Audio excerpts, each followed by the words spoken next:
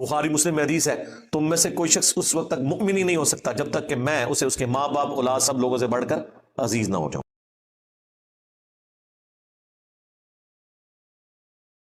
کہانی بنائی ہوئی ہے، جھوٹ پہ جھوٹ بولتے جاتے ہیں۔ تو یہ وہ تعلیمات میں آپ کو بتا رہا ہوں موٹی موٹی جو ان کے کلیم ہیں۔ اور جی بزرگ تھے تو وہ ان کا ایک مرید تھا، اس کی بیوی حافظ قرآن تھی، وہ بیچارہ کوہرا تھا، وہ پریشان ہو گیا، بیوی نے کہا میرے نڑے نہ لگی جو تک تو بھی حافظ نہ بنے۔ تو ٹائم قیامت تک کی صاحب کے پاس پہنچا، پیر صاحب نے کہا جی کہ جی صبح، اور یہ وہ واقعات جو انہوں نے کتابوں میں لکھے ہوئے ہیں بیان کرتے ہیں، یہ وہ ہیں جو تبدیل نہیں ہوئی نہیں، یہ وہ چیزیں نے کہتے ہیں جی وہ پیر صاحب نے صبح کے وقت جب سلام پھیرا فجر کی نماز میں، دائیں طرف جتنے تھے حافظ قرآن بن گئے، بائیں طرف جتنے تھے ناظرہ بن گئے، اور لوگ کہتے ہیں سبحان اللہ۔ اس طرح کوئی حافظ قرآن بنتا ہوتا تو صحابہ صفا کا جو چبوتر ہے 155 صحابہ کا، ان میں سے جو احادیث روایت کرنے والے صحابہ ہیں وہ تو چند ایک ہیں، حضرت ابو ہریرہ رضی اللہ تعالیٰ عنہ، اور ان کے لیے بھی خاص دعا تھی، بخاری مسلم میں آئی۔ میں پھر جو بھی نبی علیہ السلام سے سنتا تھا یاد کرتا تھا، لیکن انہوں نے بھی یہ نہیں ہوا کہ نبی علیہ السلام نے کوئی دائیں طرف سلام پھیرا تو ان کو ساری حدیثیں یاد ہو گئی ہیں، محنت سے یاد کی ہیں بعد میں بھی۔ یہ میں آپ کو فرق بتا رہا ہوں، ورنہ یہ اتنے لوگوں کی نبی علیہ السلام تعلیم کا اہتمام کیوں کرتے تھے؟ حتیٰ کہ مسند احمد میں آیا کہ غزوہ بدر کے جو قیدی تھے کافر، ان کے پاس پیسے نہیں تھے کہ تم لوگ مسلمانوں کو لکھنا پڑھنا سکھا دو۔ نبی علیہ السلام نے تو نہیں کہا کہ جس نے لکھنا پڑھنا سیکھنا ہے میرے پیچھے نماز نیت کرے، دائیں طرف سلام پھیروں گا سارے حافظ ہو جائیں گے، بائیں طرف سارے ناظرہ ہو جائیں گے۔ اس کا مطلب ہے کہ جو کچھ تم اپنے بزرگوں کے بارے میں کلیم کر رہے ہو نا، واقعات، وہ سب کے سب خود فراڈ کے اوپر مبنی ہے۔ ہم جو تم لوگ صحیح بیان کرتے ہو نا وہ بھی صحیح ماننے کے لیے تیار نہیں۔ جی شیخ عبد القادر جیلانی نے فرمایا کہ میرے سلسلے میں جو بھی داخل ہو گیا، اندازہ کرے غیر پیغمبر جو 500 سال بعد آیا اس کے بارے میں کلیم کر رہے ہیں، اللہ نے اسے گارنٹی دے دی ہے۔ رسول اللہ کے بعد جو کہہ رہے ہیں نا مجھے اللہ نے گارنٹی دی ہے، تو سمجھ لو کہ اے مسلمہ کذاب دا چھوٹا بھرا ہے، خواہ غلام قادیانی دجال ہے یا کوئی اور ہے۔ ہم نہیں کہتے کہ عبد القادر جیلانی نے یہ کہا ہوگا، لیکن ان کی ضد ہے۔ ہم کہتے ہیں اگر ضد ہے تو لو سامو، پھر فتویٰ لو ساڑھے کو لو۔ تمام اولیاء کی گردن پہ میرا پاؤں، توبہ توبہ، اور یہ آگے سبحان اللہ پڑھ رہے ہوتے ہیں۔ عقل کا ماتم کرے جی، میرا مرید جو ہے وہ مشرق میں ہو اور میں مغرب میں ہو اور اس کا ستر کھل جائے تو میں پہنچ جاؤں گا۔ میں کہا بڑو سچے قادری، نیچے پجامہ یا کوئی انڈر ویئر پہن کے تو پبلکلی آپ لوگ اپنی تہمت کھول کے بتائیں، اور شیخ عبد القادر جیلانی آ کے آپ کی تہمت باندھ دیں۔ وہ کہتے ہیں نہیں اس طرح تو بزرگوں کو چیک تو نہیں کرنا چاہیے نا، یہ تو ویسے انہوں نے فرمایا تھا۔ اور پریکٹیکلی ایک ہوا ہے انڈیا میں، ایک مولوی ان کا قادری تقریر کر رہا تھا، بڑا اچھل کود رہا تھا، اس کی شلوار اتر گئی، وہ آپ نے ویڈیو دیکھی ہوئی ہے نا، اور کوئی نہیں شیخ عبد القادر جیلانی اس کی شلوار اوپر کرنے کے لیے آئے۔ سارے مریدوں کو جنت میں ساتھ لے جاؤں گا۔ سورہ الشعراء میں جب وہ آیت نازل ہوئی کہ اپنے قریبی رشتہ داروں کو ڈر سنائیے، تو بخاری اور مسلم دونوں میں یہ حدیث موجود ہے۔ نبی علیہ السلام نے اپنے چچا عباس کو مخاطب کیا، اے نبی کے چچا عباس، میرے مال سے جو لینا ہے لے لے، اگر اللہ کے حضور پکڑا گیا تو میں تیرے کچھ کام نہیں آؤں گا۔ اے نبی کی پھوپھی صفیہ، میرے مال سے جو کچھ لینا ہے لے لے، اگر اللہ کے حضور تو پکڑی گئی تو میں تیرے کچھ کام نہیں آؤں گا۔ اے نبی کی بیٹی فاطمہ، اگر اللہ کے حضور تو پکڑی گئی تو میں تیرے کچھ کام نہیں آؤں گا۔ اندازہ کریں۔ اور ادھر یہ لوگ کہتے ہیں جی ہم اپنے مریدوں کو بھی ساتھ لے کے جائیں گے جنت میں، اس وقت تک جنت میں داخل ہی نہیں ہوں گے۔ برانہ جملے کہ اولیاء کی گردن پہ میرا پاؤں ہے، سیدھا ان کی طرف قصیدہ غوثیہ منسوب کیا ہوا ہے، اور وہ پیر میر علی شاہ صاحب کے دربار کے اوپر جمعے کے دن مصطفیٰ جان رحمت پہ لاکھوں سلام تو کبھی کبھار ہی پڑھا جاتا ہے، قصیدہ غوثیہ بل وہاں پہ پڑھا جاتا ہے۔ یہ قیامت تک سورج جو طلوع ہوگا وہ مجھے میری اجازت سے طلوع ہوگا، مجھے بتائے گا کہ کیا کچھ ہونا ہے، پتہ نہیں کیا کچھ کہانیاں لکھی ہیں نے۔ تو یہ ساری کی ساری باتیں کرنے کے بعد پھر میں بولوں کہ نہ بولوں کہ میرے نبی سا ہے ہی کوئی نہیں، بابے تے شے ہی کوئی نہیں، کیونکہ یہ جتنے میں نے 7-8 واقعات آپ کو بابوں کے بتائے ہیں نا، اس کے مقابلے میں قرآن و سنت کی تعلیمات بتائی ہیں۔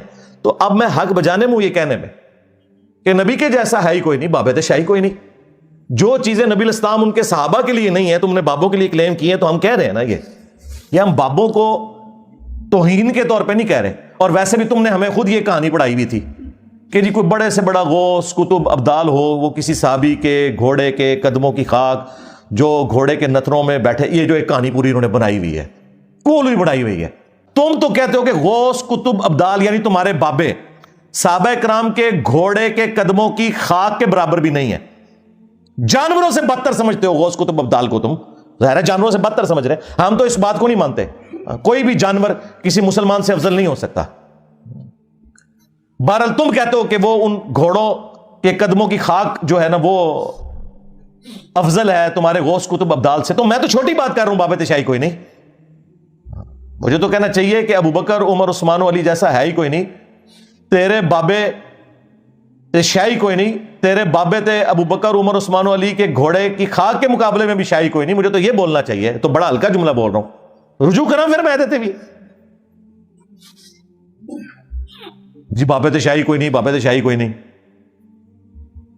جی آئے دن انجینئر صاحب نعرہ لگاتے ہیں. تم نے یہ نعرہ لگایا ہوا ہے نا کہ کوئی غوث کتب ابدال جو ہے وہ کسی صحابی کے گھوڑے کے قدموں کی خاک کو نہیں پہنچ سکتا. خود سے ایک جعلی کہانی. ہاں یہ ضرور ہے حدیث ابو داؤد کے اندر جب مولا علی علیہ السلام کے اوپر سب و شتم کروا رہے تھے بنو امیہ کے لوگ کر رہے تھے، حضرت مغیرہ ابن شعبہ کی موجودگی میں، وہ گورنر کوفہ تھے، وہ اپنے سامنے کروا رہے تھے. مسند احمد میں موجود ہے. جدھر پھر ان کو بڑا غصہ آیا حضرت سعید ابن زید کو جو عشرہ مبشرہ میں سے تھے اور حضرت عمر کے وہ بہنوئی تھے. انہوں نے کہا اوے مغیرہ، اوے مغیرہ.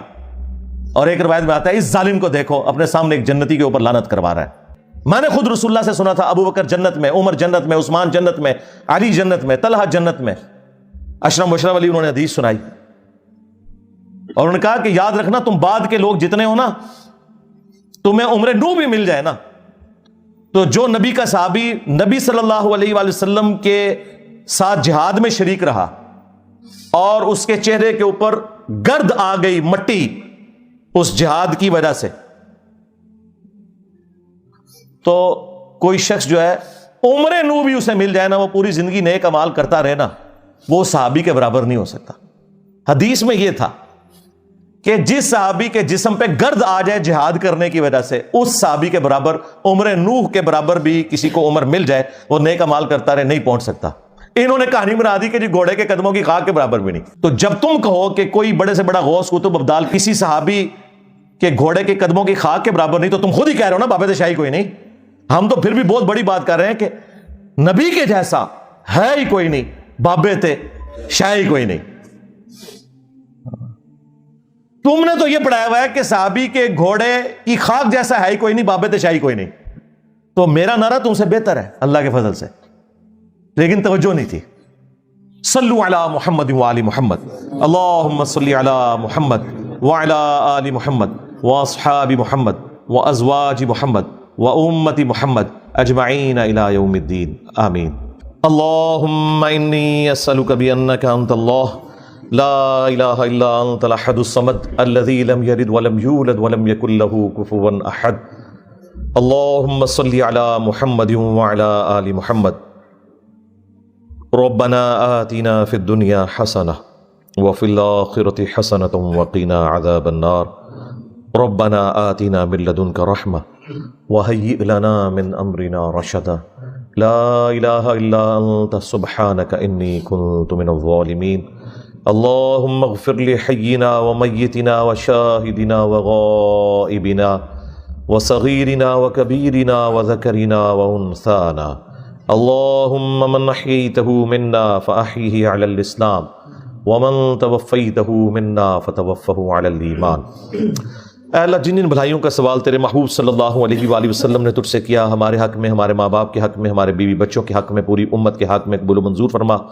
جن جن چیزوں کے شر سے تیرے محبوب علیہ السلام نے تیری پناہ طلب کی، تمام مسلمانوں کو ان چیزوں کے شر سے اپنی پناہ عطا فرما. بالخصوص فلسطین کے مسلمان، کشمیر کے، چائنا کے، انڈیا کے، افغانستان کے، یمن، عراق، شام، پاکستان، جہاں کئی مسلمان کس پرسی کی زندگی گزار رہے ہیں، غیب سے ان کی عزت، آبرو، جان و مال کی حفاظت فرما. اے اللہ ہمیں کتاب و سنت کی تعلیمات پر عمل کر کے دوسرے بھائیوں تک پہنچانے کی توفیق عطا فرما. اے اللہ جو مسلمان فوت ہو چکے ان کی مغفرت فرما، جو زندہ ہیں قبر و آخرت کی تیاری کرنے کی توفیق عطا فرما، جو بیمار ہیں انہیں شفاء کلی عطا فرما. حاضرین کے دلوں میں جو جو نیک اور جائز دعائیں ہیں قبول فرما. تمام مسلمانوں کی تمام دینی، دنیاوی، جسمانی، روحانی، ظاہری، باطنی پریشانیاں، تکلیف، مصیبتیں، دکھ تر، بیماریاں، دشواریاں دور فرما. اے اللہ ہمارے ملک پاکستان کی خیر فرما، پورے عالم اسلام کی خیر فرما. عالم اسلام کو اندرونی اور بیرونی خطرات سے محفوظ فرما. سبحان ربک رب العزت عما یصفون وسلام علی المرسلین والحمد للہ رب العالمین وصلی اللہ علی النبی الکریم وعلی آلہ واصحابہ اجمعین الی یوم الدین. آمین.